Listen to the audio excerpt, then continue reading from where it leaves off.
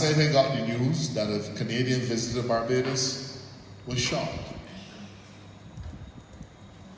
And he was here on a holiday. He and his family first came to Barbados about 23 years ago, I'm told. And they had such a wonderful time that they decided to come back as a family. And that family vacation was completely ruined because of 3 villains who feel that it is all right for them to break into a house or to come into a house, one with a gun, another with a cutlass, and attack people.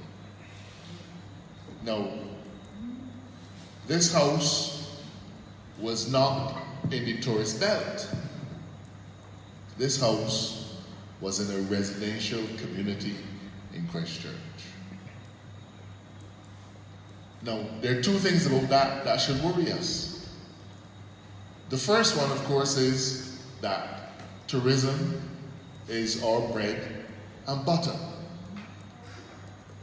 And Barbados cannot afford to have any negative references made about how safe or unsafe. In fact, Barbados has always been felt to be a safe place for visitors.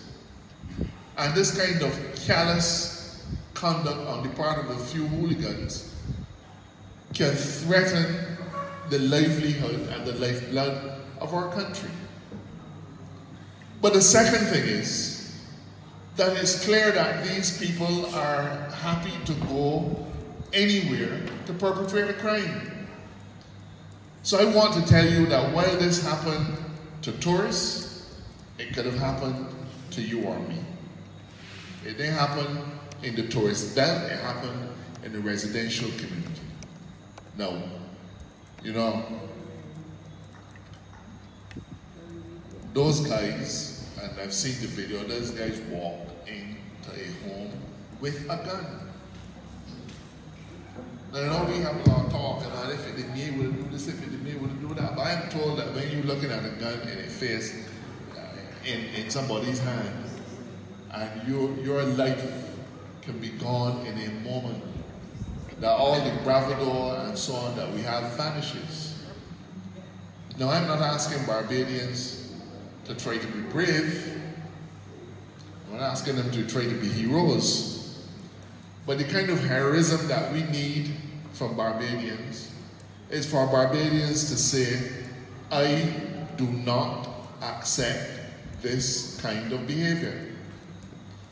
And I know that we seem to have a code of conduct relating to loyalty that means more to the criminals than it means to the average Barbadian. But if we as individuals do not step up and help to save our communities, we will be making a big mistake.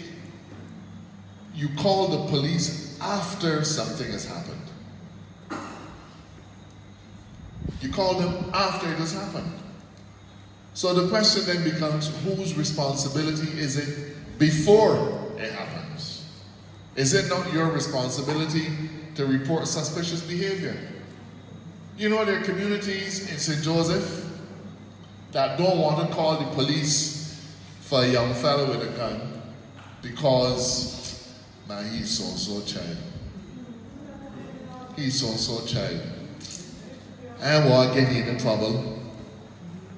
You know, that kind of their attitude until they become the victim of a crime.